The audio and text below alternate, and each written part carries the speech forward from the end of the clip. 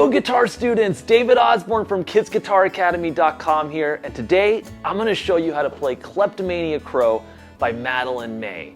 This song is super fun to play, and as usual, this tutorial will feature a full lesson where I'm not just going to walk you through how to play it, I'm also going to highlight important musical concepts that are found in the song, which will help you grow as a guitarist.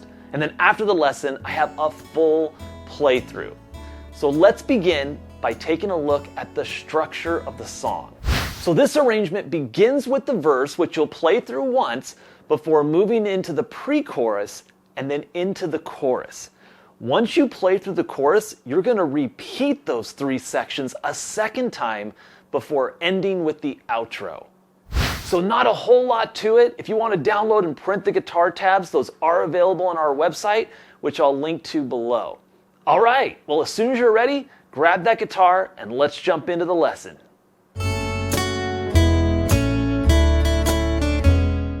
So all of the notes from this song come right out of an open F major scale. So if you don't already know this scale, the first thing you want to do is get this scale down, because doing so will enable you to get this song down twice as fast. Now we're actually capoed at the 4th fret, which means we'll be starting this scale on an A note, which technically makes it an A major scale.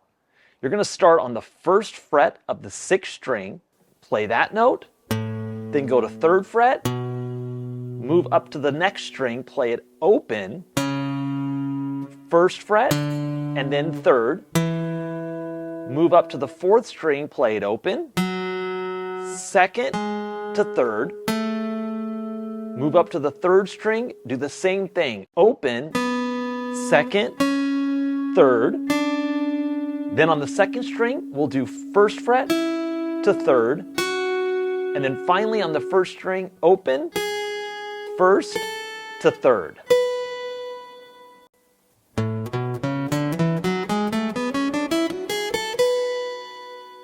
Now once you're able to ascend the scale, play it backwards, starting on the highest note, moving down to the lowest. All right, so once you've got that scale down, you're ready to jump into the verse. Now one thing that's important to know about this song is that it uses what's called a shuffle feel. A shuffle feel is really common in folk and blues music, and it has sort of a sway or a swing to it. Now most songs we play use what's called a straight feel, where the count is very straight, 1 and 2 and 3 and 4 and. But in the shuffle feel, the count is somewhat lopsided, where the downbeats ring out a little longer than the upbeats. So the count is more like 1 and 2 and 3 and 4. A good example of this is seen in the blues. So if I play a common blues rhythm with a straight feel, all of the beats will be even and it will sound like this. 1 and 2 and 3 and 4 and 1 and 2 and 3 and 4 and. But if I play with the shuffle, it'll sound like this. 1 and 2 and 3 and 4 and 1 and 2 and 3 and 4. So as you see, it kind of has a swing, kind of has a sway to it, which is caused by the downbeats, the 1, 2, 3s, and 4s, ringing out a little longer than the upbeats. And that is the same feel that we use in Kleptomaniacrow. All right, so let's go ahead and jump into the verse. So the verse consists of just one phrase that is played with 3 variations. And this is a pattern that you're going to see throughout all of the sections of this song. Each section is basically based on a single phrase that is played with multiple variations, which usually just means that the phrase is identical each time you play it, but you're just changing maybe the last couple of notes. Let's look at phrase 1A, and you'll see how this works. So here's how phrase 1A sounds. 2, 3, 4.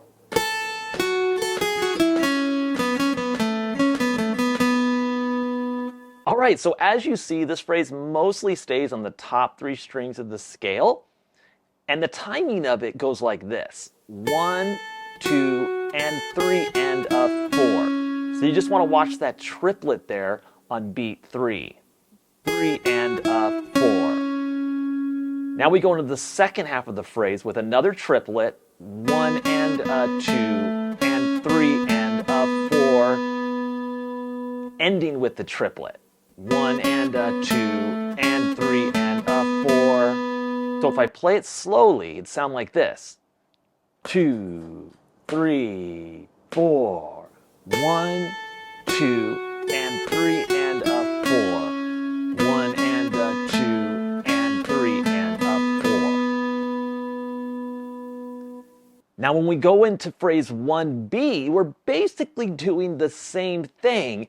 We're just going to change up the ending. Now, one difference here is that we're starting with an eighth note rest, which means we're not starting on the first beat, but right after. Here's what it sounds like.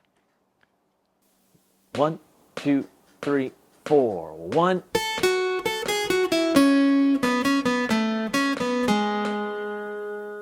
Right, so if you noticed, I started right after beat 1. 2, 3, 4, 1, and 2. So coming in right after that downbeat and then going into the rest of the phrase. 3, 4, 1, and 2, and 3, and a 4. 1 and a 2, and 3, and. So we're not ending with the triplet like we did in phrase 1A. We're going right from the open string on the 3rd string to the 2nd fret on the 4th string. Let me play through it slow. 2, 3, 4, 1.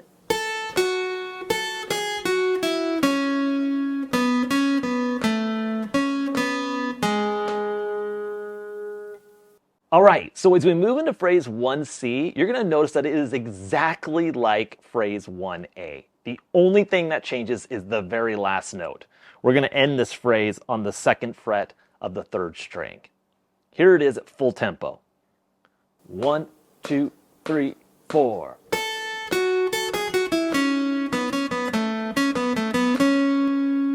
So see, I landed on the 2nd fret of the 3rd string instead of playing that last note open. That's the only difference. All right, here it is slow. 2, 3, 4.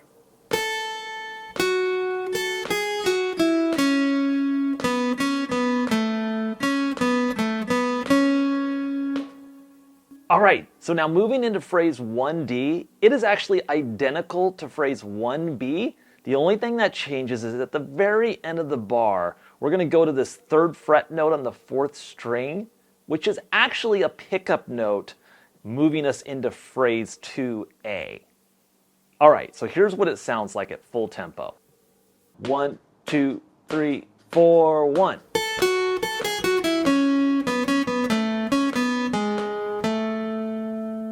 So that 3rd fret note is actually bringing us into phrase number 2, which is the first phrase of the pre-chorus. So just make sure with this phrase that you're watching out for that rest on beat 1, that you're coming in right after beat 1, just like we did in 1B. Here it is slow. 2, 3, 4, 1.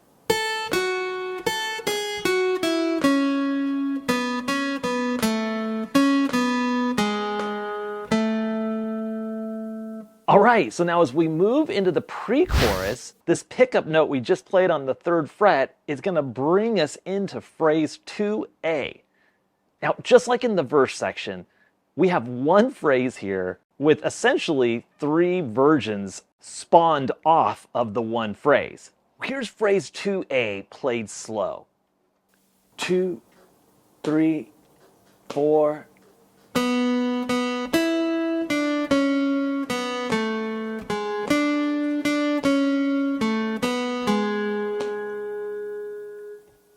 Now, I'm leaving this 3rd fret note on the 4th string out because technically it's a pickup note going into phrase 2B. And so really, I kind of think of it more as part of the next phrase. And the same thing with phrase 1D going into phrase 2. So if we include that pickup note as part of the next phrase, we would actually start the phrase right before beat 1, which would sound like this. 2, 3, 4, and 1. So notice that I started on the and of 4. 2, 3, 4, and 1, and 2, and 3, and 4, and. Okay, and that really makes more sense. So here's phrase 2B played at full tempo. 1, 2, 3, 4.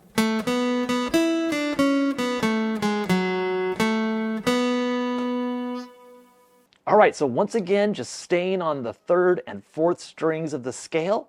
And in the second bar of the phrase, we've got some quarter notes that ring out. 1, 2, 3.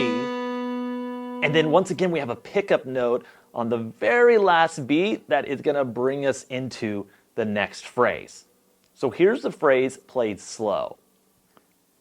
2, 3, 4, and 1.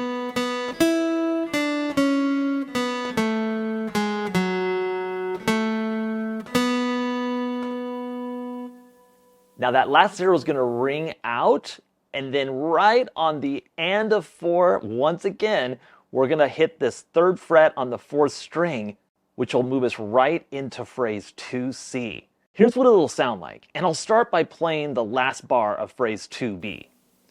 1, 2, 3, 4, and 1.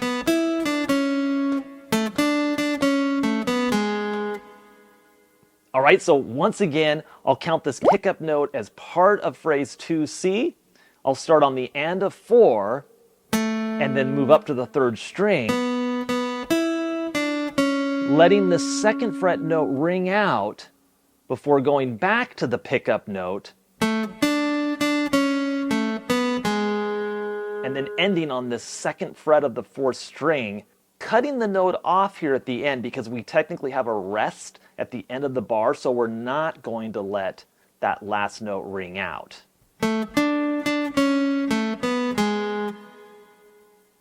All right, so here's the phrase slow, starting on the pickup note.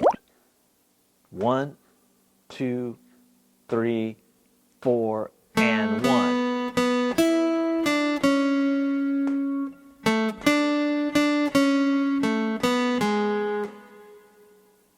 All right, now into the last phrase of the pre-chorus, phrase 2D.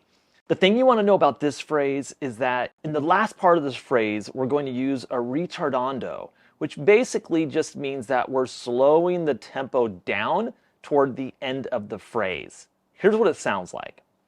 1, 2, 3, 4.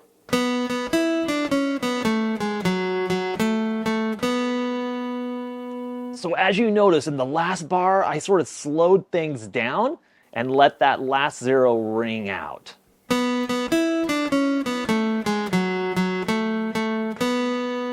So our entire tempo is just slowing down, and that's what a retardando, also just called a ritard, does. All right, so here's phrase 2D played slow. 2, 3, 4.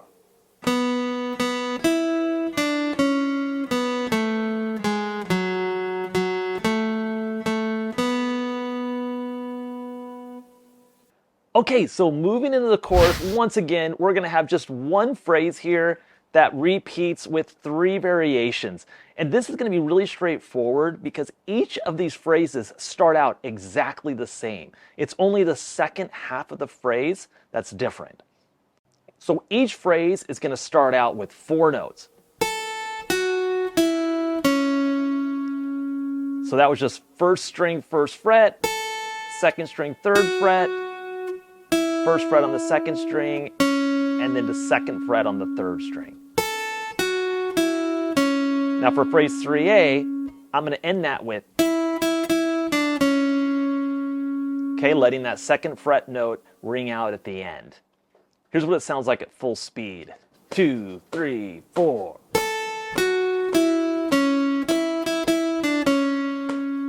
All right, and slow. 3, 4.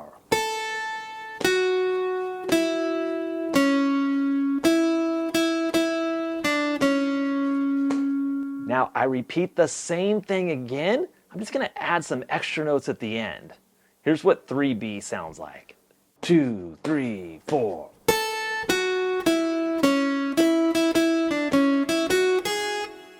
So you saw there at the end of the phrase, I added 3 notes. Okay, first fret on the second string, to third fret, and then to the open string. These are actually technically pickup notes, bringing us back into the phrase. Here's what phrase 3B will sound like slow. 2, 3, 4.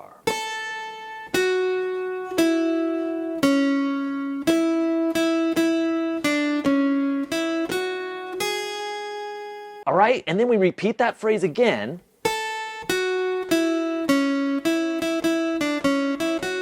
Before going into phrase 3C.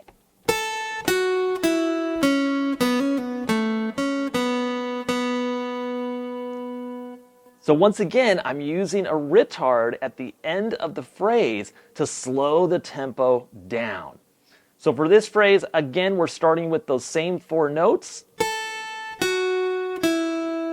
And then right here, we have a hammer pull-off. So we're going to hit the third string open, and then without picking, hammer that finger down so that we get sound on the second fret, and then bring it off by kind of pulling the string a little bit downward so that we sort of pluck the string and sound the open note that comes right after the second fret. Once we do that hammer pull off triplet, we're going to go right to the 4th string 3rd fret, back to the 2nd fret on the 3rd string, and then hit it open twice, slowly, as we get that slowing down effect of the retard.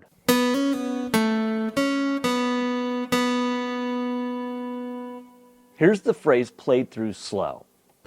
2, 3, 4.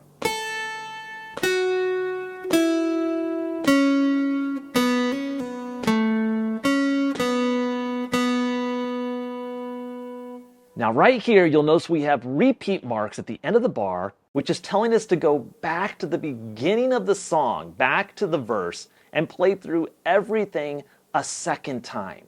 So we're playing through a second verse, a second pre-chorus, and then back into the chorus. Now once we go through the chorus a second time, instead of playing ending number 1, we're going to bypass this ending and go straight to ending number 2. Now, ending number 2 looks just like ending number 1, except there's no retard, there's no slowing down, and we're actually going to add some pickup notes at the end, which is going to take us into the outro and our final phrase. So here's what phrase 3D will sound like as I play the same 4 notes, but move into the second ending. 1, 2, 3, 4.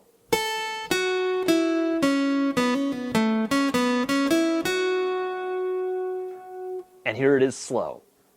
2, 3, 4.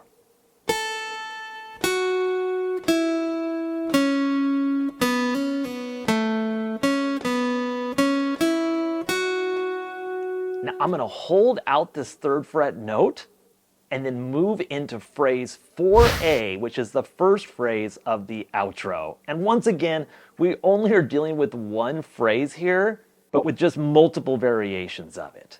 So here's what it sounds like. 1, 2, 3, 4, 1.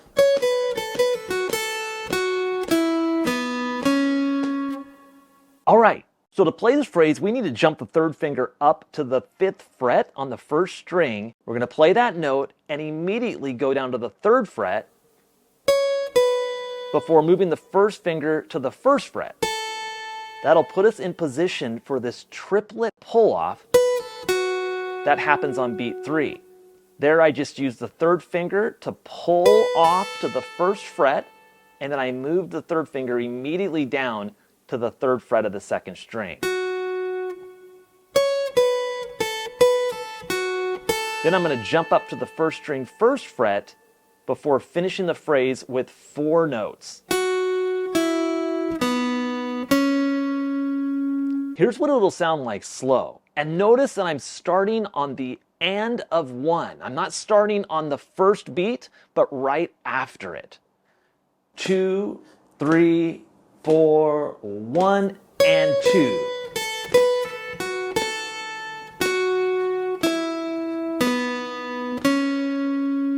Now I'm going to repeat the exact same thing, but I'm going to end with 4 different notes. Here's what phrase 4B sounds like. 1, 2, 3, 4, 1.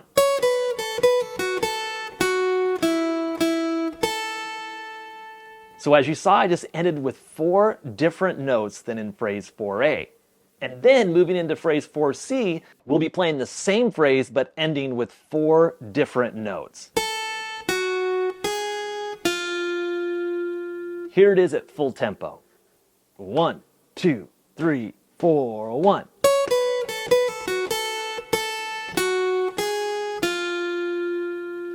Here it is slow. 3, 4, 1.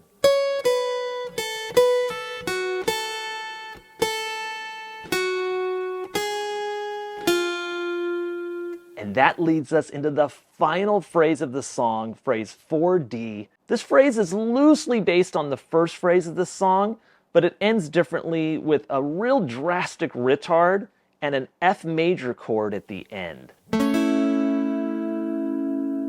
Here's what it sounds like at full tempo. 1, 2, 3, 4.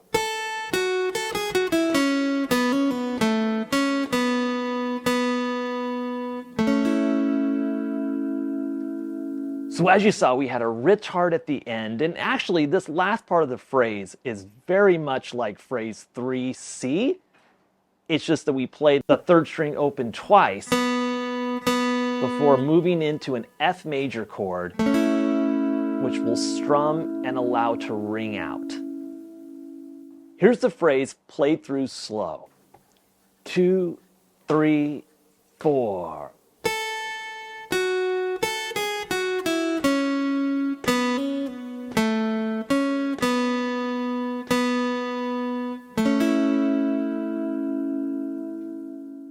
All right, well, great job working through those phrases. Once you have them more or less memorized, it's time to practice putting them together using the play along. Now, this song moves at a pretty fast pace, so if you need to, simply slow the video down using the speed controls in the video settings. All right, well, once again, make sure that guitar's in tune, and let's give this a shot.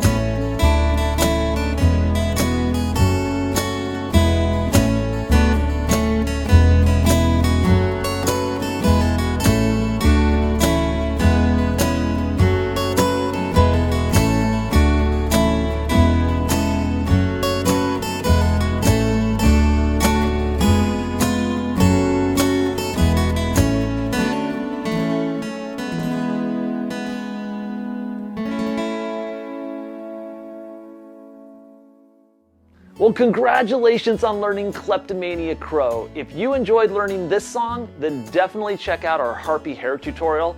That song is a lot of fun to play too. If you have any questions or comments or song requests, place them in the comments below, and I'll be looking forward to seeing you in the next Kids Guitar Academy tutorial.